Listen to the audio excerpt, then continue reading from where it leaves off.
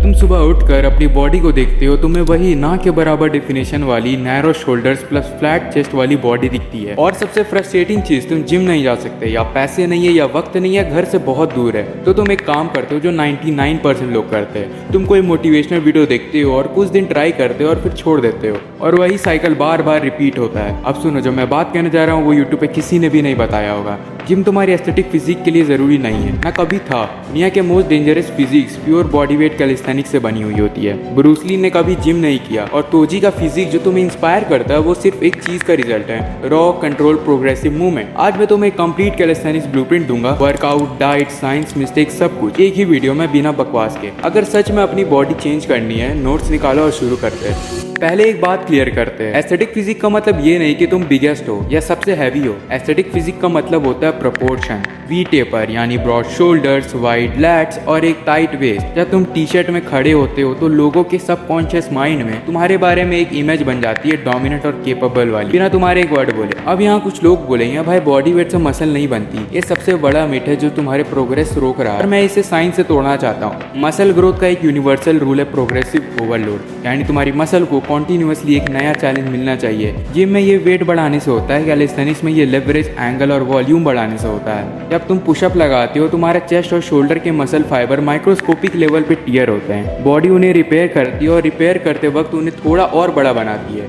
यही प्रोसेस है, यही प्रोसेस जिम में भी होता है, पर सिर्फ मशीन का है, प्रोसेस एक ही है। तो अगर कोई तुमसे कहे कि कैलिस्थेनिक्स से बॉडी नहीं बनती, उसे एक काम करो, उसे एक स्ट्रिक्ट मसल अप करने के लिए बोलो। अब आते हैं मेन चीज पे। अब मैं तुम्हें एक पुश पुल लेग का स्प्लिट देने वाला हूँ जो कि बहुत ज्यादा एफिशिएंट है। तो फर्स्ट डे में हम लोग करेंगे पुश, जिसमें हम लोग चेस्ट, शोल्डर्स और ट्राइसेप्स को ट्रेन करने वाले हैं। पहली एक्सरसाइज डिक्लाइन पुशअप्स। अपनी लेग्स को किसी बेंच या बेड पे एलिवेट करो और बॉडी को स्ट्रेट लाइन में रखो और स्लोली पुशअप्स मारो। ये तुम्हारे अपर चेस्ट पे शोल्डर को एक्टिवेट करती है और ये एक्सरसाइज तुम्हारे चेस्ट को ऊपर से फुलर बनाती है। इसके आपको 3 सेट 10 से 15 रेप्स करने। Second exercise normal pushup with slow tempo. Tempo मतलब धीरे। नॉर्मल पुशअप में ईगो नहीं, कंट्रोल इंपॉर्टेंट है। 3 सेकेंड स्लोली नीचे जाओ, चेस्ट ऑलमोस्ट फ्लोर को टच करे, फिर कंट्रोल पुश करो। ये तुम्हारे चेस्ट को डेंसिटी देता है और मसल कंट्रोल इंप्रूव करता है। स्लो रेप्स मसल फाइबर को डीप डैमेज देते हैं जिससे ग्रोथ होती है। इसके आपको 3 सेट 12 से 15 रेप्स करने हैं। थर्ड एक्सरसाइज है पाइक पुशअप्स। ये एक्सरसाइज तुम्हारी कैलिस्थेनिक्स की ओवरहेड प्रेस की तरह है। इसमें तुम्हारे फ्रंट शोल्डर्स एक्टिवेट होते हैं और तुम्हारी ओवरऑल शोल्डर की स्ट्रेंथ इंप्रूव होती है। ये मूवमेंट तुम्हारे शोल्डर्स को 3D कैप देता है। इसके तुम्हें 4 सेट्स करने हैं 8 से 12 रेप्स के। फोर्थ एक्सरसाइज है लैटरल रेजेस। आई नो तुम्हारे पास वेट्स नहीं होंगे तो बैग में कॉपी भर दो और उसे एक वेट की तरह यूज करो।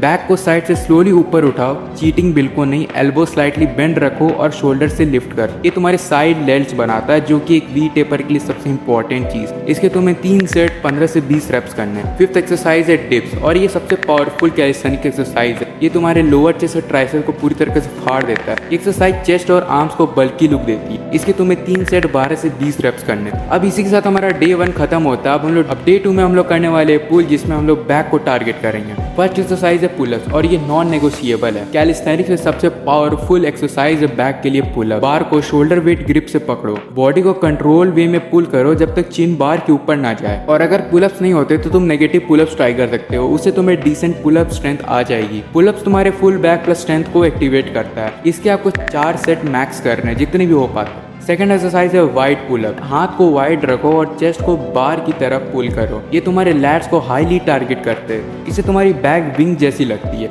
इसके तुम्हें 3 सेट मैक्स करने हैं। थर्ड एक्सरसाइज है close grip pullup. Close grip में चिन अप स्टाइल पुलअप करो टाइट कंट्रोल के साथ। ये तुम्हारे मिड बैक को थिकनेस देता है और तुम्हारे बाइसेप्स को भी ट्रेन कर देता है। इसके तुम्हें 3 सेट मैक्स करने हैं। फोर्थ एक्सरसाइज है चिन अप। पुलअप बार को दूसरी तरफ से पकड़ो और पुलअप्स मारो, जिससे तुम्हारी मिड बैक एक्टिवेट होगी और यह बाइसेप को हाईली ट्रेन करता है। ये बहुत बेस्ट एक्सरसाइज है बाइसेप्स के लिए कैलिस्थेनिक्स में। इसके तुम्हें 3 सेट 12 से 15 रेप्स मारने हैं और इसी के साथ तुम्हारा परफेक्ट पुल डे कंप्लीट होता है। तो हम लोग करेंगे डे 3 में लेग्स प्लस एब्स। जैसे अपर बॉडी है वैसे लोअर बॉडी भी बहुत इंपॉर्टेंट होती है। तो पहली एक्सरसाइज आपको करनी है स्क्वाट। ये तुम्हारे क्वाड्स और ग्लूट्स को टारगेट करता है। इसके आपको 4 सेट 15 रेप्स करने। सेकेंड एक्सरसाइज है वॉकिंग लंजेस। एक स्टेप आगे जाओ, नीचे ड्रॉप करो, फिर स्विच करो। ये तुम्हारे बैलेंस प्लस लेग सिमेट्री को इंप्रूव करता है, जो कि एथलेटिक मूवमेंट कंट्रोल के लिए बेस्ट एक्सरसाइज है। और इसके तुम्हें 3 सेट 12 रेप्स ईच लेग्स करने हैं। थर्ड एक्सरसाइज है जंप स्क्वाट। नॉर्मल स्क्वाट की पोजीशन में जंप एक्सप्लोर करो।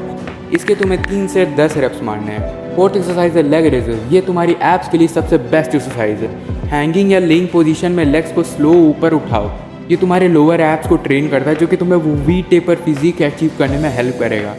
इसके तुम्हें 3 सेट 15 से 20 रेप्स मारने हैं। और इस डे का लास्ट एक्सरसाइज है प्लैंक। बॉडी स्ट्रेट लाइन में होल्ड करो बिना किसी मूवमेंट के। इसके आपको 3 सेट 1 मिनट करना है। ये तुम्हारे कोर स्टेबिलिटी और एंड्योरेंस दोनों को बढ़ाता है। अब 1 सेकेंड मैं यहाँ रुकना चाहता हूँ। ये सब देखने के बाद तुम्हारा ब्रेन डोपामीन से भर गया होगा। यार क्या ही तो गाइड मिल गई, आज से पक्का शुरू करूँगा। और मैं गारंटी देता हूँ 90% लोग इस वीडियो को बंद करके सब भूल जाएंगे। मोटिवेशन का नशा फट से उतर जाएगा। इसलिए मैंने तुम्हारा एक और एक्सक्यूज़ ख़त्म कर दिया है। ये पूरे वर्कआउट का एक प्रॉपर PDF तुम्हें डिस्क्रिप्शन में मिल जाएगा।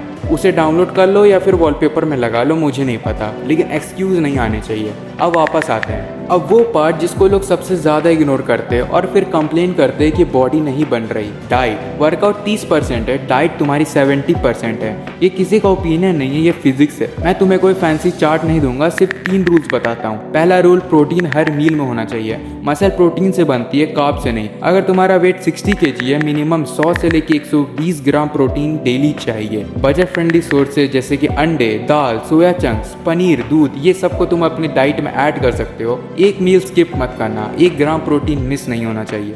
Rule number 2, sugar is your enemy. अगर एक चीज़ है जो तुम्हारी कैलिस्थेनिक प्रोग्रेस को सबसे ज़्यादा रोक रही है, वो ये है, जब तुम शुगर खाते हो ब्लड में इंसुलिन स्पाइक आता है। और साइंस का एक स्ट्रिक्ट रूल है, इंसुलिन और ग्रोथ हार्मोन एक साथ ब्लड में हाई लेवल पर एग्जिस्ट नहीं करते। यानी 1 गिलास कोला पीते हो, इंसुलिन ऊपर जाता है और तुम्हारा ग्रोथ हार्मोन क्रैश कर जाता है। जो वर्कआउट किया है वो 40% लेस इफेक्टिव हो गया। उस 10 मिनट के टेस्ट के लिए तुमने लिटरली अपने ग्रोथ हार्मोन का गला घूट दिया। Cola, energy drinks, biscuit, chips सब कट कर दो completely. Rule number 3, numbers track करो। भाई मैं तो बहुत खाता हूँ, नहीं खाते। अगर सरप्लस में नहीं हो तो कभी मसल नहीं बनेगी। ChatGPT पर अपना वेट डालो, वो एग्जैक्ट कैलोरी टारगेट देगा। फिर उस नंबर को डेली हिट करो, अंदाज़ा लगाना बंद करो। अब वो चीज़ जो कोई नहीं बताता, और यही वो चीज़ है जिस पर सब कुछ डिपेंड करता है, प्रोग्रेसिव ओवरलोड। ये जिम का कॉन्सेप्ट है, लेकिन कैलिस्थेनिक्स में लोग इसे कम्प्लीटली इग्नोर करते हैं। अगर तुम रोज़ वही 10 पुशअप लगा रहे हो, महीने बाद भी वही 10 पुशअप लगा रहे हो, तुम्हारे बॉडी 1 मिलीमीटर नहीं बढ़ेगा।